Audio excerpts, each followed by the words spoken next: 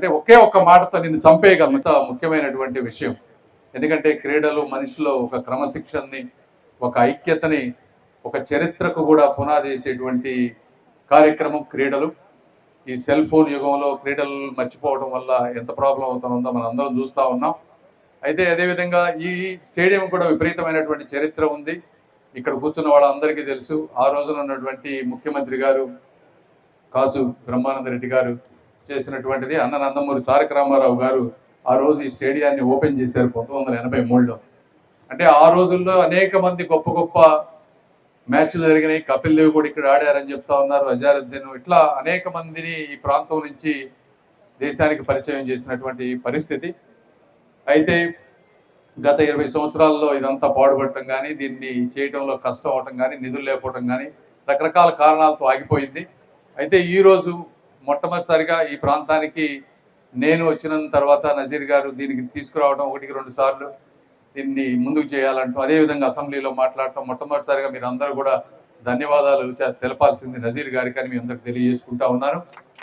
అదేవిధంగా ఈరోజు ఈ కార్యక్రమం అంటే నేను కూడా వాళ్ళు చెప్పింది వాస్తవం. 170 కోట్ల రూపాయలు పెట్టి డిపిఆర్ పెట్టి అంతా చేద్దాం అనుకున్నాం.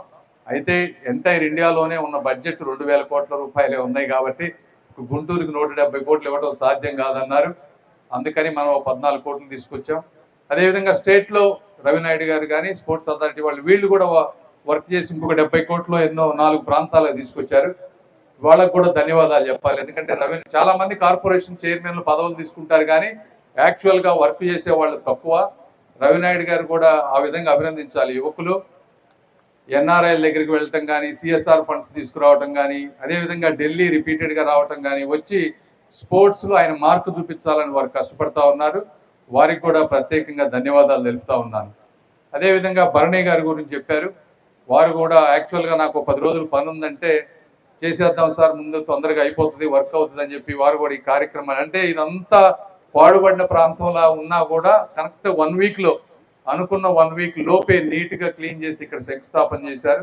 వారు చెప్పినట్టు వారు కూడా స్పోర్ట్స్ ఆడతారు కాబట్టి వారి దగ్గరుండి వారి హయాంలోని ఈ 1 yearలో దీన్ని మంచిగా ఎక్కడ క్వాలిటీలో కాంప్రమైజ్ అవ్వకుండా అనుకున్న విధంగా కడతారని నేను భావిస్తా ఉన్నాను. తప్పకుండా వాళ్ళు చేస్తారు. అదేవిధంగా అసలు ఈ కార్యక్రమం మొత్తానికి కూడా అసలు ఈ డబ్బులు ఇవ్వటంలో ముందు చెప్పాల్సింది చంద్రబాబు నాయుడు గారు. ఎందుకంటే నేను డిపిఆర్లు చేయించినా కూడా అమెరికాలో ఉన్న నన్ను పట్టుకొచ్చిన వ్యక్తి గౌరవ ముఖ్యమంత్రి గారు నారా చంద్రబాబు నాయుడు గారు. ఆయన ఈరోజు నన్ను తీసుకురాకపోయింటే నేను ఇక్కడికి వచ్చేవాడినే కాదు.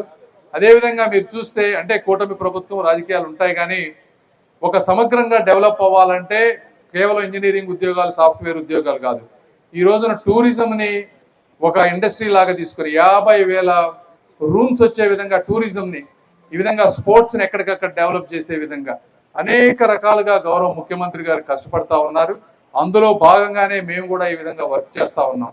వారికి చెప్పాలి. రెండోది స్పోర్ట్స్ మినిస్టర్ మన్సుఖ్ మండవ్య గారు, అదేవిధంగా మేము ఏది అడిగినా కూడా చెయ్యండి అని చెప్పినటువంటి నరేంద్ర మోదీ గారు, వీరందరికీ కూడా నేను మరొకసారి ధన్యవాదాలు తెలుపుతా ఉన్నాను. ఇప్పుడు ఈరోజు ఈ కార్యక్రమంలో ఇది దాదాపు 2 ఫ్లోర్లు 80,000 స్క్వేర్ ఫీట్ బ్యాడ్మింటన్ మల్టీపర్పస్, అంటే badminton course, basketball course, yoga, meditation, squash course, carroms, chess room, toilets, admin office, అదేవిధంగా 500-600 మంది కూర్చునే విధంగా ఒక అడ్మిన్ ఆఫీస్, గ్యాలరీ, ఇలా అనేక రకమైనటువంటి వాటితోటి ఇది ఈరోజు రాబోతా ఉంది. దీంతో పాటు ఇంకొక అప్డేట్ ఏంటంటే, ఎందుకంటే ఈ 170 కోట్లు వచ్చేటప్పటికి టైం పడుతుంది కాబట్టి క్రికెట్ ప్రాంతాన్ని ఏ విధంగా డెవలప్ చేయాలని ఆంధ్ర క్రికెట్ అసోసియేషన్ వారితో మాట్లాడాం. సానా సతీష్ గారు, అదేవిధంగా కేసినేని చిన్ని గారు, వారు కూడా వచ్చి చూసి క్రికెట్ స్టేడియం వరకు వారు డెవలప్ చేస్తానని మాట ఇచ్చారు. వారు కూడా దానికి త్వరలో ఇంకో కార్యక్రమం పెట్టి ఈ సెంటర్ పార్ట్ని క్రికెట్ స్టేడియంగా డెవలప్ చేసి ఈ ప్రాంతంలో జిల్లా స్థాయి, రంజీ స్థాయి మ్యాచ్లు ఆడే విధంగా క్రికెట్ స్టేడియంను కూడా ఇంకొక 1-1.5 years అది కూడా దీంతో పాటు తీసుకుంటామని మీ అందరికీ తెలియజేస్తూ, ఈ కార్యక్రమం అంటే ఎండలు ఎక్కువగా ఉన్నాయి, నాకే ఇంత ఎండగా ఉంటే మీకు ఇంకా ఎక్కువ ఉంటుంది, మాట్లాడాలని ఉంది. కానీ జగన్మోహన్ రెడ్డి గారి గురించి కూడా మాట్లాడదాం అనుకున్నా. 2 నిమిషాలు. మొన్నేమో మైండ్ సెట్ గురించి మాట్లాడారు, అంటే మాకు మైండ్ సెట్ బాగాలేదని. నిన్నేమో చంద్రబాబు గారిని ముఖం గురించి మాట్లాడారు. జగన్మోహన్ రెడ్డి గారికి ఇదే చెప్తా ఉన్నా, మీకు ఉంటే రాష్ట్రం మీద అభిప్రాయం ఏదన్నా ఉంటే రాజకీయాలు మాట్లాడండి, సబ్జెక్ట్ మాట్లాడండి, వ్యక్తిగతంగా ఏది పడితే అది మాట్లాడితే మేము కూడా మాట్లాడొచ్చు. ఫిజికల్గా బాడీ షేమింగ్ కానీ ఇవన్నీ కూడా ఆ చంద్రబాబు గారి మొహమే తెలుగు జాతి ఈరోజు ప్రపంచంలో తలెత్తుకునే విధంగా చేసింది జగన్మోహన్ రెడ్డి గారు. మైండ్ సెట్ గురించి మీరు మాట్లాడతారు. ఎవరిది మైండ్ సెట్ ప్రాబ్లం అని నేను ముందే చెప్పా. ప్రజావేదికను కూల్చిన మైండ్ సెట్టా, లేకపోతే పాస్ పుస్తకాలపై బొమ్మేసుకున్నది మైండ్ సెట్టా? ఎవరిది మైండ్ సెట్? మాస్కులు అడిగిన పాపానికి ఒక వ్యక్తిని సైకోగా చిత్రీకరించి చంపింది మైండ్ సెట్. ఎవరిది మైండ్ సెట్ అని అడుగుతాను. ఇట్లా 100 మాట్లాడగలం. కాబట్టి మీరు సబ్జెక్ట్ మాట్లాడండి, రాజకీయంగా వ్యతిరేకించండి, కానీ మా నాయకుల్ని కించపరిస్తే మేము కూడా నిన్ను బాడీ షేమింగ్ చేయాలంటే ఒకే ఒక్క మాటతో నిన్ను చంపేయగలను. కానీ నాకు సంస్కారం అడ్డుంది కాబట్టి నేను నిన్ను మాట్లాడనని చెప్పి తెలియజేసుకుంటూ ఈ కార్యక్రమానికి వచ్చేసిన మీ అందరినీ కూడా మనస్ఫూర్తిగా ధన్యవాదాలు తెలుపుకుంటూ ఈ కార్యక్రమం అద్భుతంగా జరగాలని కోరుకుంటూ ఈ కార్యక్రమానికి సహకరించిన ప్రతి ఒక్కరికి కూడా ధన్యవాదాలు తెలుపుకుంటూ సెలవు తీసుకుంటా ఉన్నాను. Thank you. సంవత్సరాలుగా ఉన్నటువంటి బీఆర్ స్టేడియంని, అంటే శిథిలావస్థకు వచ్చినటువంటి స్టేడియంని కేంద్ర నిధులతోటి ఈరోజు ఒక మల్టీపర్పస్ హాల్ని ఈరోజు శంకుస్థాపన చేసాం. ఇక్కడ ఒక మంచి హాల్ ఒక 1.5 yearలో ఇది ఈ ప్రాంతంలో వస్తుంది. క్రీడలన్నీ ఈ ప్రాంతంలో అభివృద్ధి చెందుతాయి. మళ్ళీ దేశ స్థాయిలో గుంటూరు ప్రాంత ప్రజలు పోటీ పడే విధంగా, చరిత్రలో నిలబడే విధంగా ఇప్పుడు పేర్చబోయేటువంటి ఇటుకలు సాధిస్తాయని నేను అనుకుంటా ఉన్నాను. దీనికి అందరికీ గౌరవ కేంద్ర మంత్రి మన్సుఖ్ మండావే గారికి, ముఖ్యమంత్రి గారికి, అందరికీ కూడా, నజీర్ గారికి దీన్ని నిరంతరం కావాలని అడుగుతున్న అందరికీ కూడా నేను ధన్యవాదాలు తెలుపుతా ఉన్నాను శాంక్షన్ చేసినందుకు.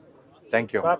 ఆల్రెడీ 2 సంవత్సరాలు కూటమి ప్రభుత్వం అయిపోయింది. చంద్రబాబు నాయుడు గురించి భయపడాల్సిన పని లేదని జగన్మోహన్ రెడ్డి ప్రత్యేకంగా వ్యాఖ్యలు చేశారు. గతంలో కూడా అనేక వ్యాఖ్యలు చేశాడు 2 రోజులు. భయపడమని ఎవరన్నారు? ఎవరైనా సరే రాజకీయాల్లో ఒకళ్ళని దూషించుకోవటాలు భయపడాల్సిన అవసరం ఏముంది? ప్రభుత్వం తప్పులు చేస్తే మీరు సబ్జెక్ట్ మాట్లాడి తప్పులు ఎత్తి చూపించండి, అందులో తప్పేం లేదు. అంతేగాని బాడీ షేమింగ్, మొన్న ఏదో మైండ్ సెట్ మాట్లాడారు, అదేవిధంగా నిన్న చంద్రబాబు గారి ముఖం గురించి మాట్లాడారు. ఈ విధంగా ఇప్పుడు మాట్లాడాలంటే మా వాళ్ళు ఎంతసేపు అది మాట్లాడతారు. పాదయాత్రకు వస్తాను, వీళ్ళందరూ సంగతి అంతా చూస్తాను, మీరు రెడీగా ఉండండి అని కార్యకర్తలకు చూపిస్తారు. అదేగా పాదయాత్ర చేయమనండి. ఒకటి, చెట్లు నరకకుండా చేయమనండి. ఒకటి నంబర్ 1. రెండోది, ఈసారి ఆ పాదయాత్ర చేస్తే ఇక ఈ పాదయాత్రల పరిస్థితి కూడా జనాలకి విరక్తి వచ్చి అది కూడా అయిపోతుంది. ప్రశాంతంగా ఉంటుంది రాష్ట్రం. Thank you. సంవత్సరాలుగా ఉన్నటువంటి బీఆర్ స్టేడియంని, అంటే శిథిలావస్థకు వచ్చినటువంటి స్టేడియంని కేంద్ర నిధులతోటి ఈరోజు ఒక మల్టీపర్పస్ హాల్ని ఈరోజు శంకుస్థాపన చేసాం. ఇక్కడ ఒక మంచి హాల్ ఒక 1.5 yearలో ఇది ఈ ప్రాంతంలో వస్తుంది. క్రీడలన్నీ ఈ ప్రాంతంలో అభివృద్ధి చెందుతాయి. మళ్ళీ దేశ స్థాయిలో గుంటూరు ప్రాంత ప్రజలు పోటీ పడే విధంగా, చరిత్రలో నిలబడే విధంగా ఇప్పుడు పేర్చబోయేటువంటి ఇటుకలు సాధిస్తాయని నేను అనుకుంటా ఉన్నాను. దీనికి అందరికీ గౌరవ కేంద్ర మంత్రి మన్సుఖ్ మండావే గారికి, ముఖ్యమంత్రి గారికి, అందరికీ కూడా, నజీర్ గారికి దీన్ని నిరంతరం కావాలని అడుగుతున్న అందరికీ కూడా నేను ధన్యవాదాలు తెలుపుతా ఉన్నాను శాంక్షన్ చేసినందుకు. Thank you. ఆల్రెడీ 2 సంవత్సరాలు కూటమి ప్రభుత్వం అయిపోయింది. చంద్రబాబు నాయుడు గురించి భయపడాల్సిన పని లేదని జగన్మోహన్ రెడ్డి ప్రత్యేకంగా వ్యాఖ్యలు చేశారు. గతంలో కూడా అనేక వ్యాఖ్యలు చేశాడు 2 రోజులు. భయపడమని ఎవరన్నారు? ఎవరైనా సరే రాజకీయాల్లో ఒకళ్ళని దూషించుకోవటాలు భయపడాల్సిన అవసరం ఏముంది? ప్రభుత్వం తప్పులు చేస్తే మీరు సబ్జెక్ట్ మాట్లాడి తప్పులు ఎత్తి చూపించండి, అందులో తప్పేం లేదు. అంతేగాని బాడీ షేమింగ్, మొన్న ఏదో మైండ్ సెట్ మాట్లాడారు, అదేవిధంగా నిన్న చంద్రబాబు గారి ముఖం గురించి మాట్లాడారు. ఈ విధంగా ఇప్పుడు మాట్లాడాలంటే మా వాళ్ళు ఎంతసేపు అది మాట్లాడతారు. పాదయాత్రకు వస్తాను, వీళ్ళందరూ సంగతి అంతా చూస్తాను, మీరు రెడీగా ఉండండి అని కార్యకర్తలకు చూపిస్తారు. అదేగా పాదయాత్ర చేయమనండి. ఒకటి, చెట్లు నరకకుండా చేయమనండి. ఒకటి నంబర్ 1. రెండోది, ఈసారి ఆ పాదయాత్ర చేస్తే ఇక ఈ పాదయాత్రల పరిస్థితి కూడా జనాలకి విరక్తి వచ్చి అది కూడా అయిపోతుంది. ప్రశాంతంగా ఉంటుంది రాష్ట్రం. Thank you.